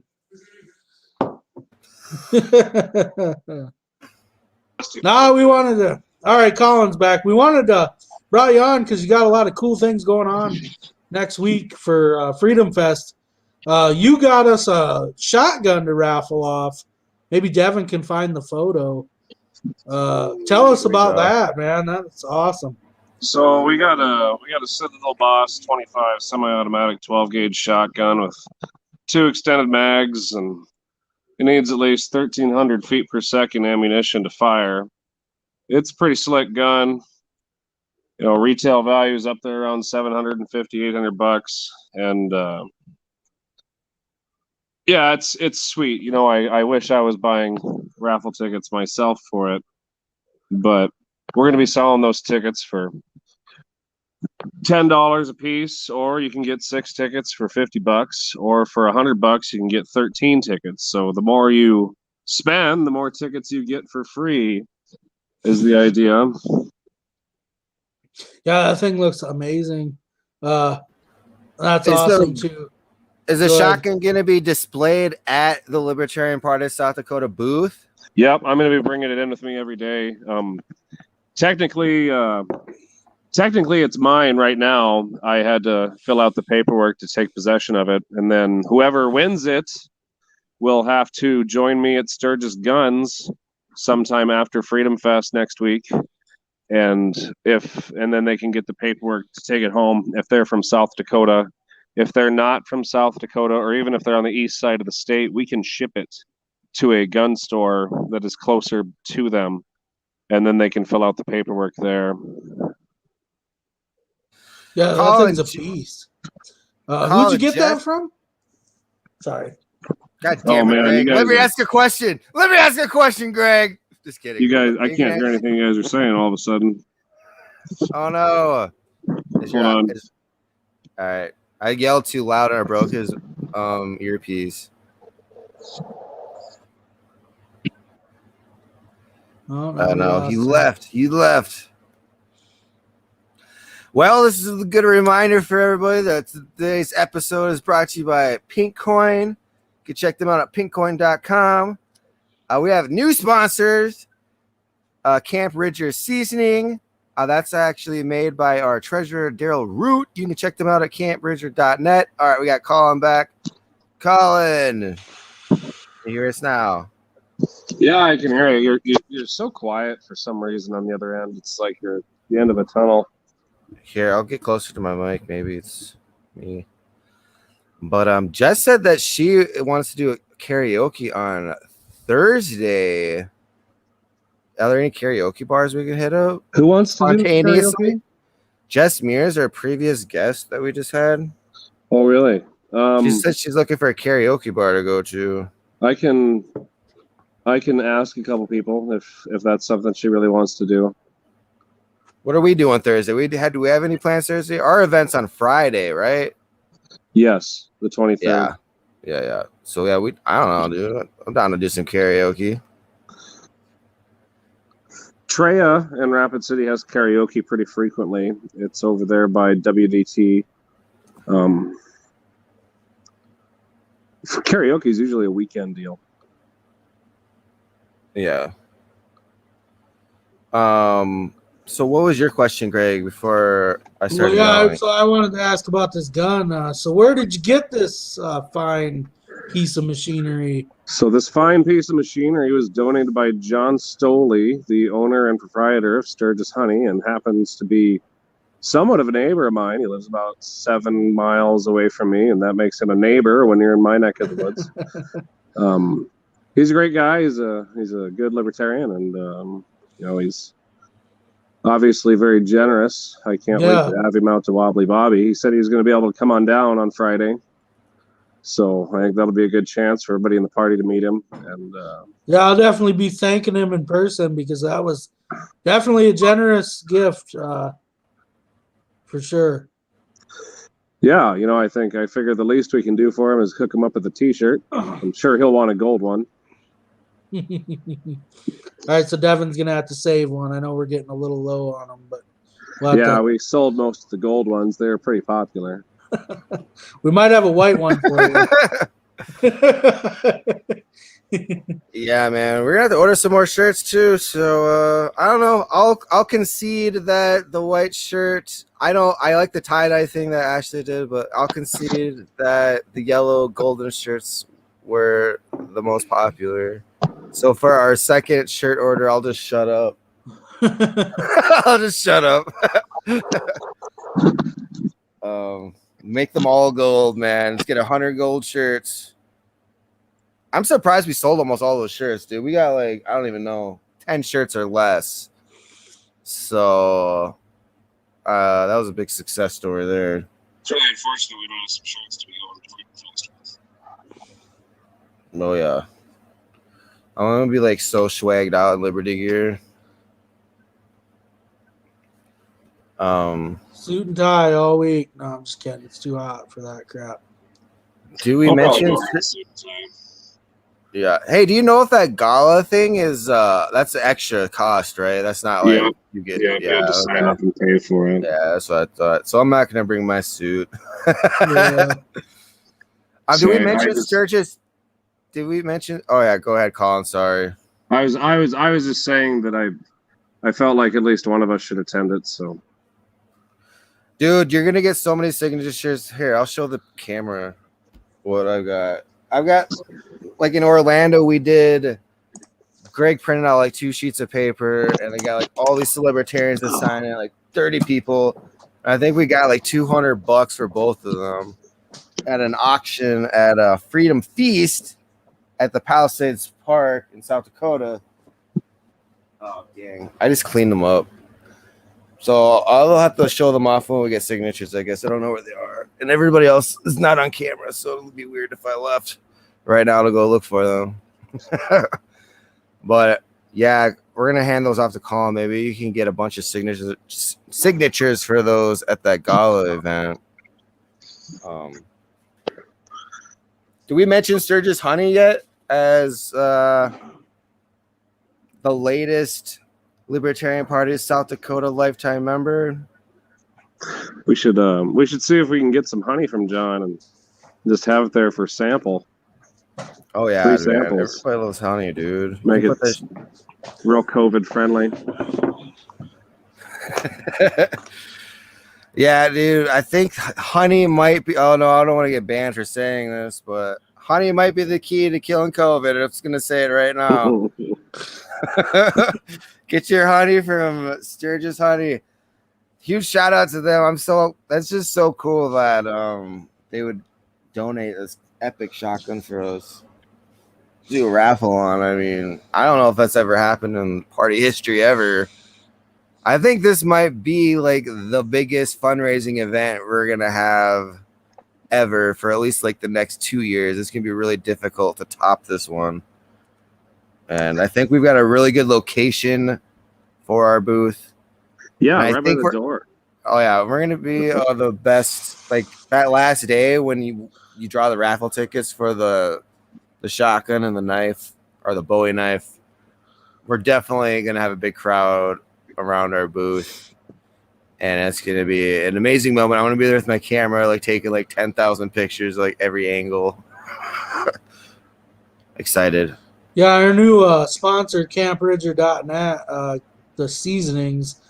He's gonna give us some samples, or he's gonna have a giveaway at our booth too, so you can sign up and possibly win some of his seasonings that are very delicious. We're gonna definitely be one of the most capitalist booths there. Oh yeah, the most libertarian booth. Also, Lisa Marie Nolan has joined us. Hey guys. Hello, Lisa. Hello. I appreciated your comments during the interview with Jess. That was awesome. She's so great, you guys. I'm such a huge fan. I think yeah, for sure. Did she say she's coming Friday? She didn't possibly, but she said definitely that she's doing karaoke on Thursday night. Then I'm also definitely doing karaoke. Did Colin? I used to hate karaoke, but now I have a karaoke song. It's Santeria by Sublime. Okay, nice. I just needed one. It's a good song. Yeah. Otherwise, I won't take your broadcast off the rails. But I'm not a big fan of karaoke just for Sweet Caroline because the whole room yells bum bum bum, and I just don't like it. But now the kids wake me up every single morning because I told them that once. So I'm getting conditioned. But Colin, did you find a karaoke place? Well, I've only known about this challenge for maybe 4 minutes, so I am slacking and not having a conversation. Come on, Colin. Wow. Nice. But just vice chair work here. Yeah, I mean that's I've already put that right at the top of my priorities. You can say hi, Joey. Hi. Hi. So what do you got going on during Freedom Fest, Lisa? You're going to be out there. Oh, so much, in a guys. professional capacity. I'm everywhere in a professional capacity, Greg. That's the only capacity I have. I don't know what you're talking about. So we're doing the volunteer work for it. So Joe Burmeister's heading all the volunteer stuff, but there's gonna be like 50, 60 or something volunteers. We've had a very overwhelming response, which is amazing. But that's full. Like it starts Monday. Hi there, Jack. Hi. It starts Monday with volunteering for setup. So Monday, Tuesday, and then the conference Wednesday, Thursday, Friday, Saturday, and then cleanup on Sunday. So it's going to be full. And then we also have some people coming in from out of state that are helping us knock some doors on Monday, Tuesday, Wednesday for the Taxpayer Protection Amendment for next year. So we're already getting started on that. So that's going to be full. And Georgia Curious is working on that. And then we have the booth, but also our president for AFP, Tim Phillips, is going to be speaking on Thursday from the main stage. Nice. That's going to be awesome. And then also grassroots leadership, where Jess is with there too. But this is going to be Jenna Netherton and Rachel Bergen. They're doing a breakout session on Thursday as well. That's just going to be how to speak to your elected officials, like not speak to, how to build a relationship or how to impact your elected officials. So that let's send them nice emails. Nice emails, yeah. What did you say, call it? This is how to give your elected officials a piece of your mind. That's yes. We'll subtitle it. Giving him a piece of your mind. That'll be good. Yeah, so it's gonna be full, but it's exciting. Wednesday night, so Tuesday night, then we're gonna take people up to Mount Rushmore. Yeah, so Monday night we're taking people downtown. Wait, Greg, are we gonna be there Tuesday? Yeah, we'll be in town Tuesday. But these are like Mount Rushmore with them? Yeah, I don't know. I think, are you talking about like these excursions through Freedom Fest, or are you talking something else? We're just taking our people. Like we're taking AFP folks that are coming in from out of state. But if there's volunteers that are like coming in and hanging out too, they certainly can come. But there's that lighting on Mount Rushmore at 9:00. I've never been there for the lighting of Mount Rushmore. So yeah, me either. Yeah, it'd be kind of neat. So we're gonna pretty lit. Don't even start with the puns. We're not doing puns on Hedgehog Watchdog. It does kind of rock. We're not bright enough for the puns. I think that Canada could go on for quite a while on this, so we probably should stop. So we're gonna take them up there and do that Tuesday night in East Somewhere in Keystone. And then Wednesday night, Tim Phillips, the president of AFP, is going to be speaking at the office. So we'll be busy doing that. And then Thursday night, I'm doing karaoke. And then Friday night, our Cool Liberty thing, your Cool Liberty thing, ours. I'm LPSD too, man. We're all we'll give you partial comrades here. I'll take it. And then I think I'm going to stay through Saturday too. So I won't. It's long. It's going to be long. It's going to be awesome. Look at all the cool speakers. Which speakers are you guys, or breakout sessions, or main stage, are you most excited about? I haven't even seen the schedule yet. I want to go like surprise. I don't want this to have the movie spoiled for me before I go see it, basically. And the whole thing is a big movie. I've been afraid to look at the schedule, to be honest, because I know there's going to be like a ton of shit. I know I'm not going to see. I'm not going to see Christy Gnome. That's for sure. The one thing I want to be discussed. It's only one thing I want to go do is 10:00 on Friday night. The Anthem Film Festival is screening the Ayn Rand movie. It's based on a graphic novel called Anthem, and so it's a cartoon like graphic novel. Anyway, it's at 10. It's at 10:00 on Friday night. So that'd be my one thing for sure I want to do. Like after our Wobbly Bobby thing, I'll probably be going down to the movie theater and checking that out. It's a movie theater downtown, right? Yeah, the Elks Theater. I guess the Elks is really great. I guess it's a couple blocks from the monument that we're having. It's not very far from Wobbly Bobby either. Oh, nice. It's right across from the Alex Johnson Hotel. Lisa, I think you know where that's at. I do. Yeah, it's kind of a classic theater. It hasn't really been remodeled a whole lot since the 70s. Year round, they show movies that are a little older than the ones in theaters everywhere else, and they're $3 or $4 a ticket. Heck yeah. And they have like dollar popcorn yet and everything else. But I really I'm a purveyor of the Elks, if you will. I think it says it holds like 800 people or something like that. It's an old theater, but it's pretty big. Yeah, no, it's a huge theater. And there's multiple levels too. There's balcony seating to watch things too. I think that's a really great place for the screening. Yeah, they had a few. I wrote an article. You can check it out on hedgehogwatchdog.com. But I wrote an article about the Anthem Film Festival, and they have a few movies that are going to be played this year that look pretty cool. You know, I didn't look at the schedule all that close, but just going to be too much crap to do. And then I kind of want to be nice to some of our booth workers to where if they've got something that they want to go check out, you know, leave myself a little bit flexible to like fill in at the booth. But then Devin and I are going to try to be interviewing people and covering events, and it's just going to be a busy week. I was going to ask you guys about that when it came to like prep stuff, because we've been so prepping for the door knocking and the volunteering. What kind of stuff, like what have you been finding that's most valuable, or that you think is going to be most valuable at either at your booth, or like what are you guys going to be doing? You mentioned going around doing interviews. Are there, and there's something about a blog, like you can enter something to be, like enter an article for their blog or something, right? Can you? Yeah, you can write for their blog, but it's like all our news came after the deadline, so I don't know if we can get anything up on it right now. Mm-hmm. They had like some pretty early deadlines for the blog, I think, because it's like, man, that was like early June deadlines. Well, I missed a deadline around picking booth space with electronic device, like with electrical outlets around it or something like that. Yeah, they like charge you extra to get electricity nearby or something. Yeah. So I don't know if you guys, do you know where you are yet?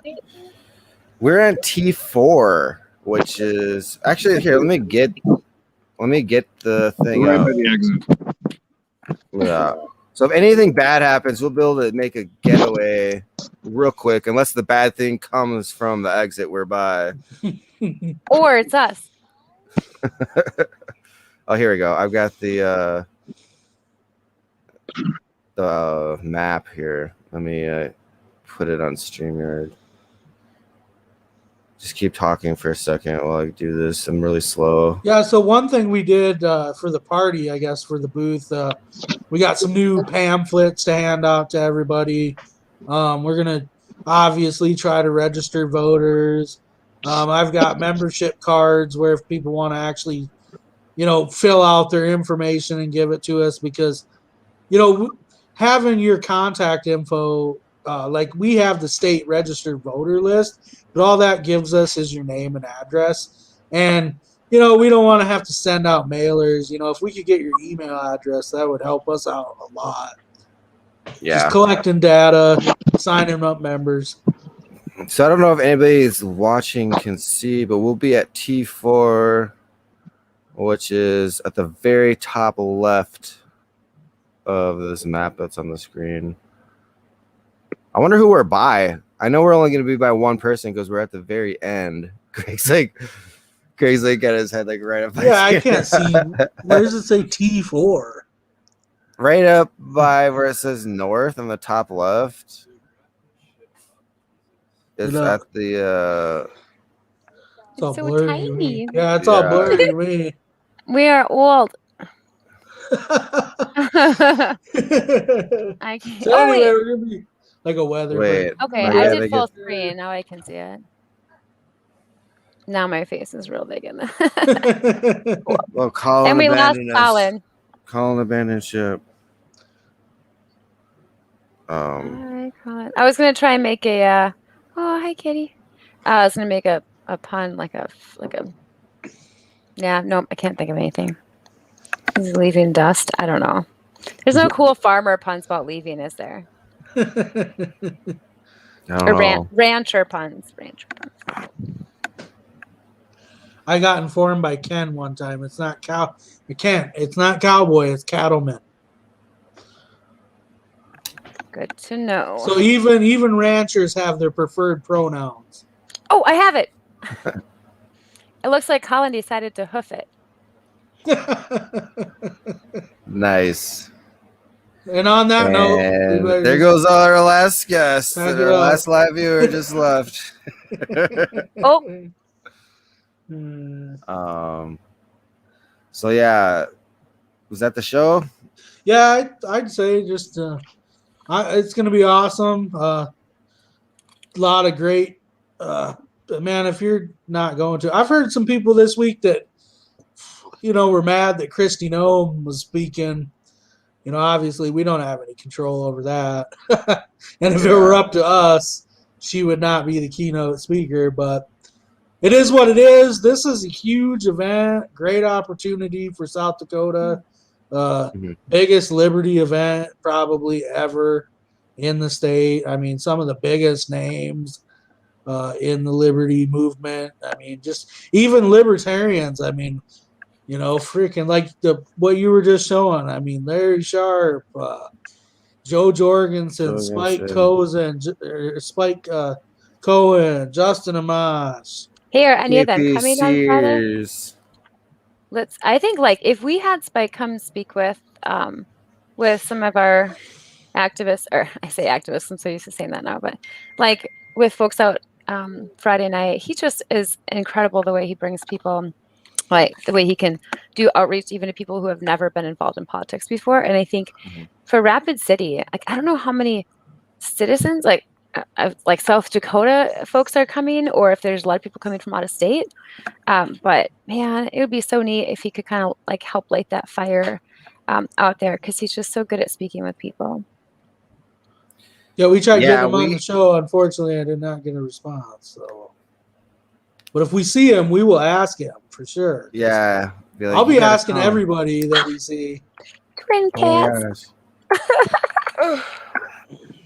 Christy Nome, will you come to the Wobbly Bobby on Friday? No. Dude, that'd be epic though if that happened, dude. Can you imagine? We'd all get to give her a piece of our minds. Just legalize weed and we can be friends. That's Greg's bar. Just she honestly, I mean, I was, there's been some things she's done that are good things, since she's been governor. But it's this whole moral authority trying to play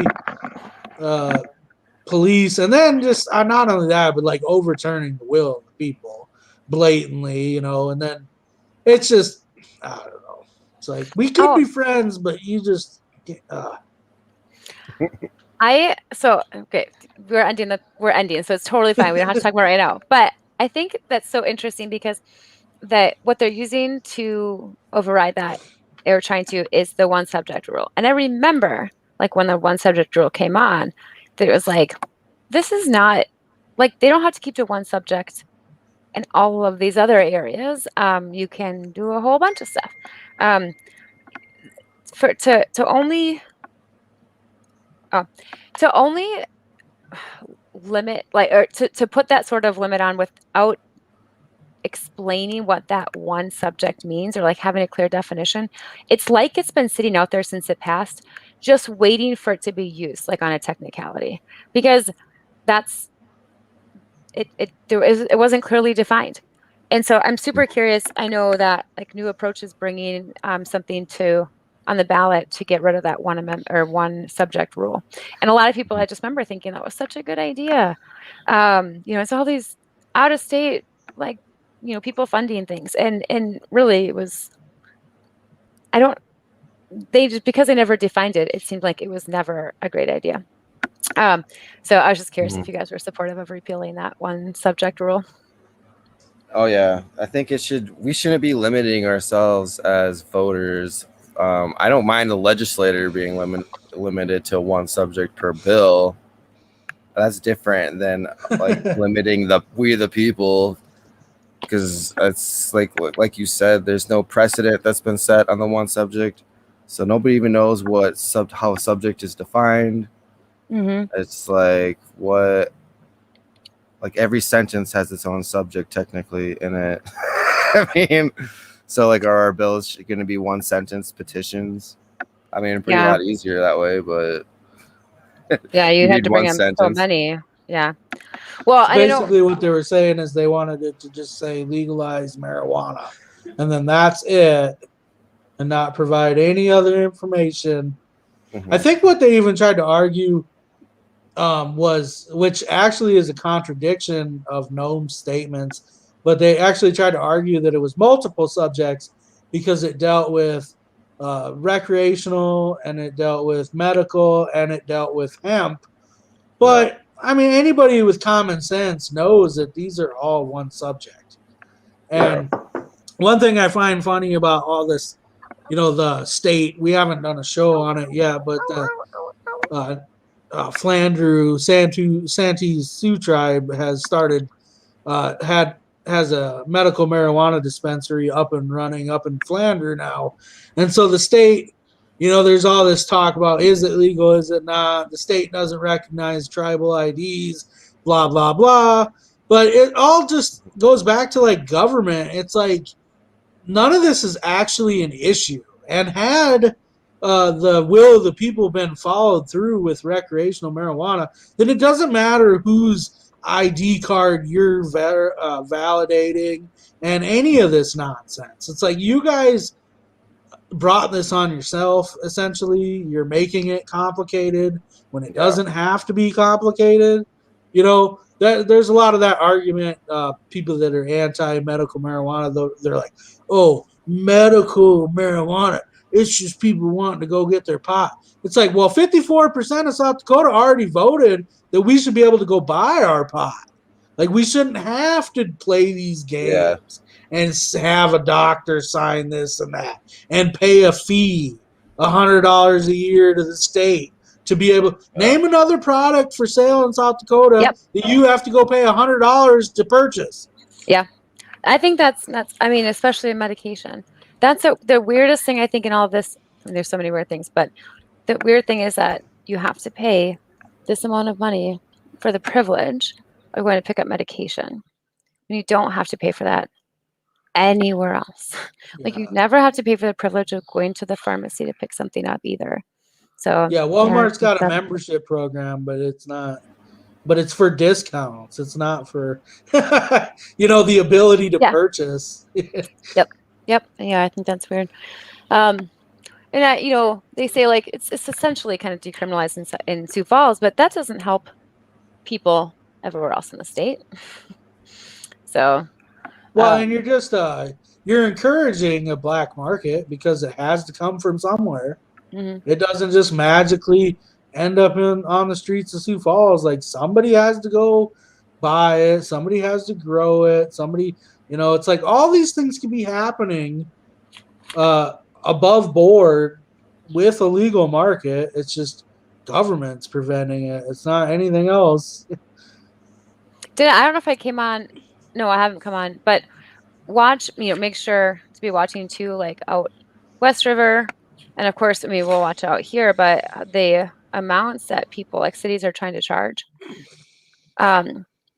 for licensing fees. It's $5,000 with the state for the licensing fee, but now you've got some other areas. I think it was whatever county Lead is in, where they are saying $25,000.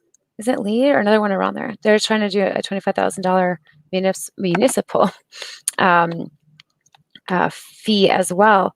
And you've got some people like Liz Tiger. I'm trying to think who else is out there doing stuff, but they've been fighting this at the city level. So, showing up to local city council meetings and things like that when they're discussing this stuff would be really helpful too for people. Well, all they're going to do is shoot themselves in the foot, because if your county doesn't allow it, well, guess what? The next county over is going to have 10 dispensaries, and everyone from your county is just going to be going and spending. It's interesting from a libertarian perspective, because it's like, I've always known that in order to legalize marijuana, it's going to have to be taxed, in the sense of like, that's the way to sell it. You know, people in Colorado, it was sold, you know, it's going to benefit schools, and they've raised hundreds of millions of dollars in tax money. But definitely it's going to be weird in the future, because, you know, the federal government's talking about regulating it and taxing it right now. And you just have all these taxes upon taxes upon taxes. You're going to have federal taxes. You're going to have state taxes. You're going to have local municipal taxes, like you just mentioned. And all those things are just going to ensure that the black market is here for years to come. They're still arresting, or not arresting, but still finding all these illegal grows out in California to this day. Oh, yeah. It's because the black market's still huge, you know? And people, the thing is, when you open up business for people, when you open up a new business like this is, but then you sit there and you put, you know, astronomical fees like that on there, you're keeping people out that would actually be able to, you know, they may have the business sense, they may be able to be creative, they may have all of the necessary, you know, things internally, externally to get up and going and really do something neat. But they're going to be priced out the same way liquor is. If they keep handling things at the city level the same way that they handle liquor, it's going to be the same thing we see here, where you've got lotteries where it costs, you know, it's just insane to open up your own place. And it's going to block people out, and it's going to allow rich people to own these shops, and it's going to allow them to do business, but it's not going to allow your everyday person to do that. So people are going to be, you know, just priced out. And even people that are with that have that good business entrepreneurial sense, you're not doing people any favors by having that much regulation. I mean, obviously we know that, but to see how much it's going to hurt that entrepreneurship, and, you know, if it was any other business model, I feel like people in government would be a lot more supportive of allowing like this entrepreneurship. But I think this is going to be a little bit different. And I think if they handle it like alcohol, it's not going to be good for South Dakotans, especially people who want to start up. It's probably going to, if we see national legalization in South Dakota and everywhere else, it's probably going to take about 10 years before we start undoing the mess that government's going to do in the rollout, you know, because it's going to take that long to realize, like, this is a failure. You can't tax a product 10 different times at every level, you know what I mean? And then think that there's going to be a market for that, you know? Mm-hmm. Yeah.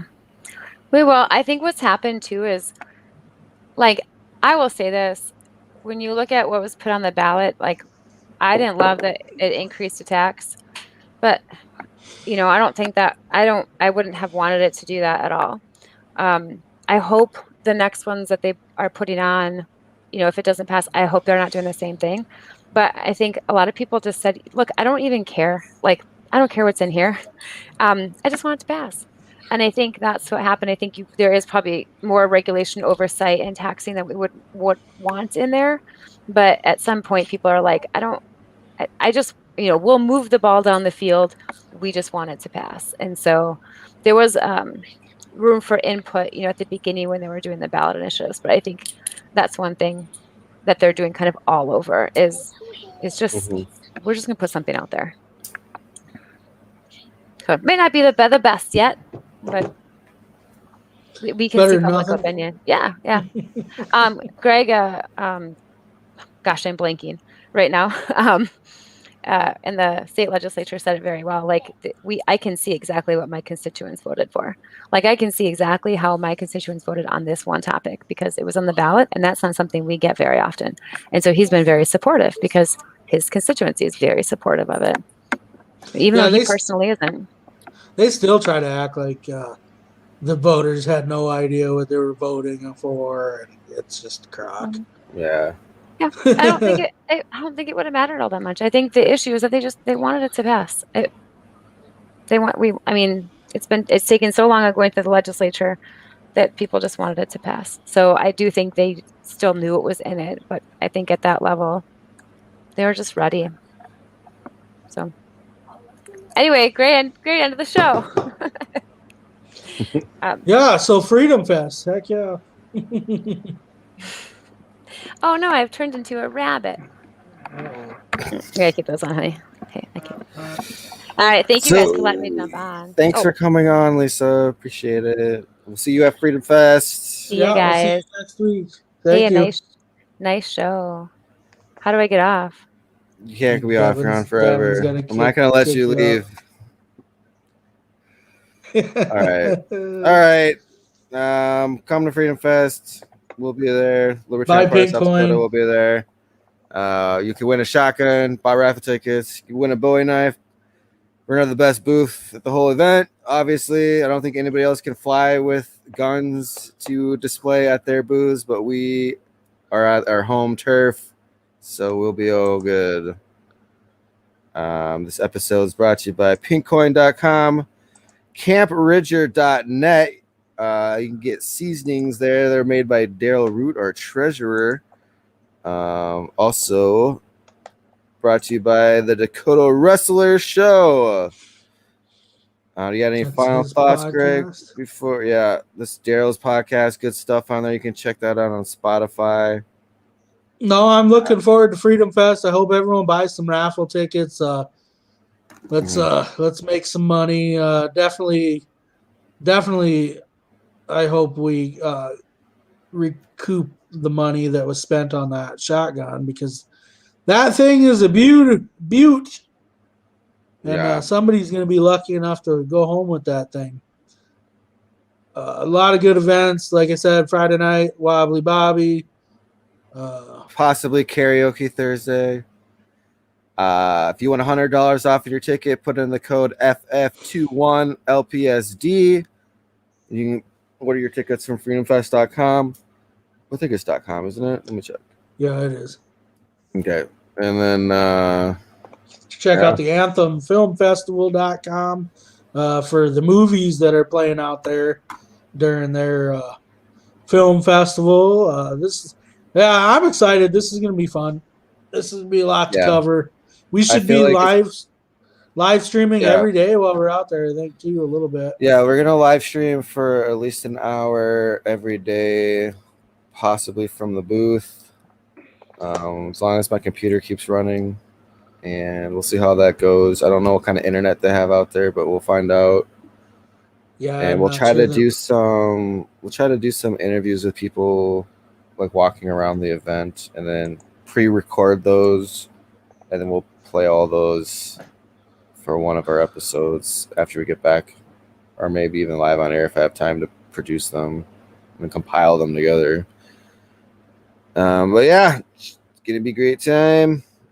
I don't have anything else. Small possibility that we might do a little gold hunting while we're out there. If you've never heard of Rapid City, it's the Black Hills, and the Black Hills is known for Black Hills gold. And we might do a special. We might do a special edition, gold hunt special. Yeah, I'm down. See if there's any left for us guys out there. I don't know. I tried looking up some maps, and apparently they keep them pretty closely guarded, and you got to go to the National Forest actual ranger station to get a map. So that kind of sucks. But yeah. Yeah, if you like the show, donate to us. You can get the donate link on hedgehogwatchdog.com. We have Patreon. There's a link to that in the description of this video. Like the page. Subscribe on YouTube. Follow us on Twitter, HedgehogWdog. That's all I've got. We'll see you next week, potentially, with our first hour live stream live at Freedom Fest. Looking forward to it. I already did our sponsors. All right, we'll see you this Wednesday. Peace out. See ya.